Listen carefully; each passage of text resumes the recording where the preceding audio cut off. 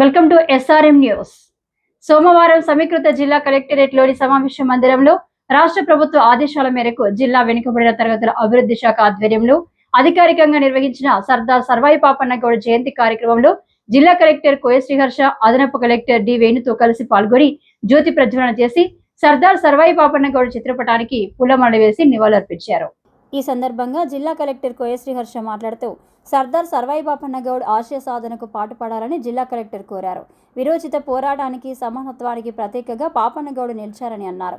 గోల్కొండ కోట నుంచి ఈ ప్రాంతాన్ని ఆయన పాలించారని, ప్రతి వర్గాన్ని తన పాలనలో కలుపుకొని వెళ్లారని అన్నారు.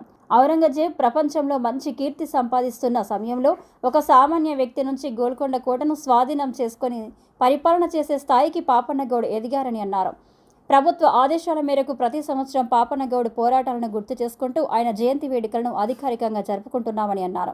ఈ కార్యక్రమంలో జిల్లా బీసీ అభివృద్ధి అధికారి రంగారెడ్డి, జిల్లా గౌడ సంఘం అధ్యక్షుడు ఎం అంజయ్య గౌడ్, మాజీ ఎంపీపీ గోపగోని సారయ్య గౌడ్, గౌడ సంఘాల నాయకుడు బాలసాని వెంకటేశం గౌడ్, జాగిరి అంజీ గౌడ్, పడాల సతీష్ గౌడ్, మూల మల్లేశం గౌడ్, బొబ్బిలి రాజమౌళి గౌడ్, కొండ సుజాత గౌడ్, బీసీ నాయకులు తాడూరి శ్రీమాన్, నరేంద్ర, ప్రజాప్రతినిధులు తదితరులు పాల్గొన్నారు. కార్యక్రమంలో గౌరవ జిల్లా అదనపు కలెక్టర్, తర్వాత జిల్లా అధికారులు, వివిధ సంఘాలకు సంబంధించినటువంటి ప్రముఖ నాయకులందరూ కూడా పాల్గొనవలసిందిగా కోరుచున్నాం.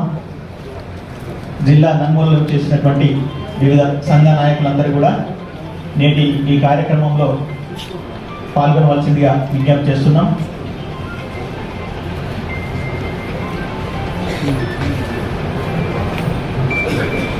జ్యోతి ప్రజ్వలన అనంతరము చిత్రపటానికి శ్రీ సర్దార్ సర్వాయి పాపన్న గారి చిత్రపటానికి పూలమాల సమర్పించవలసిందిగా గౌరవ జిల్లా కలెక్టర్ గారిని కోరుతున్నాం.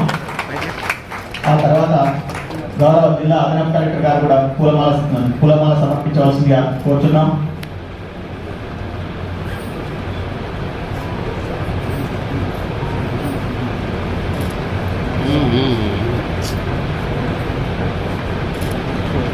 జిల్లా నలుమూలలు వచ్చేసినటువంటి